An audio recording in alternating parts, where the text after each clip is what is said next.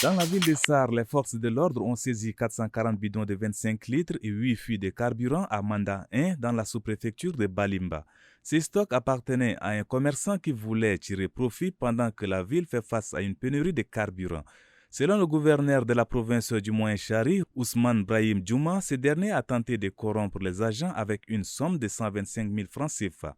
Il a ajouté que ce carburant saisi sera mis à la disposition de la justice et vendu à la population et l'argent de la vente sera versé au trésor public.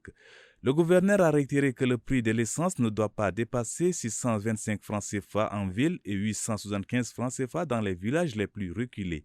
Il faut rappeler que le 13 octobre, les forces de l'ordre ont récupéré plus de 50 fûts de carburant après une fouille chez les commerçants.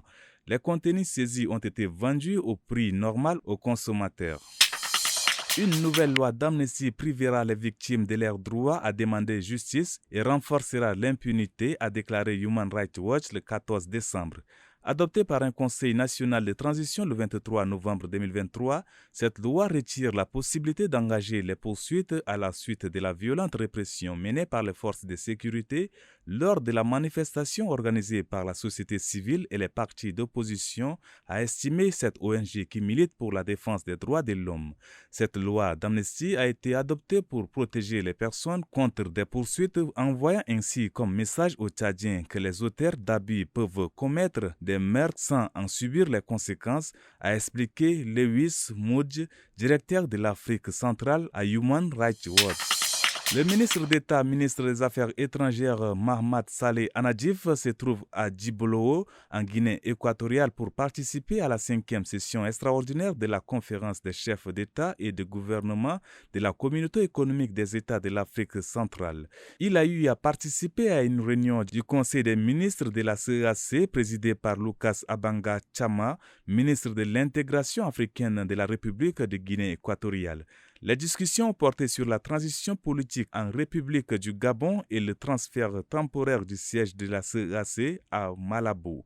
Le Conseil des ministres a également examiné le rapport du facilitateur de la communauté économique ainsi que les recommandations concernant le processus de transition au Gabon.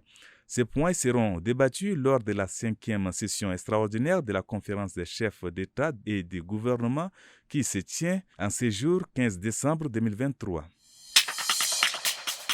Le président de la coalition pour le oui, Saleh Kebzabo, par ailleurs premier ministre de transition, a regagné N'Djamena ce matin du vendredi 15 décembre après une tournée de sensibilisation dans la zone septentrionale du Tchad. Comme dans le sud du pays, l'étoile polaire du oui au référendum constitutionnel est allée à la rencontre des populations de quelques provinces du nord pour les convaincre et obtenir leur adhésion au projet de paix dont il est l'ambassadeur.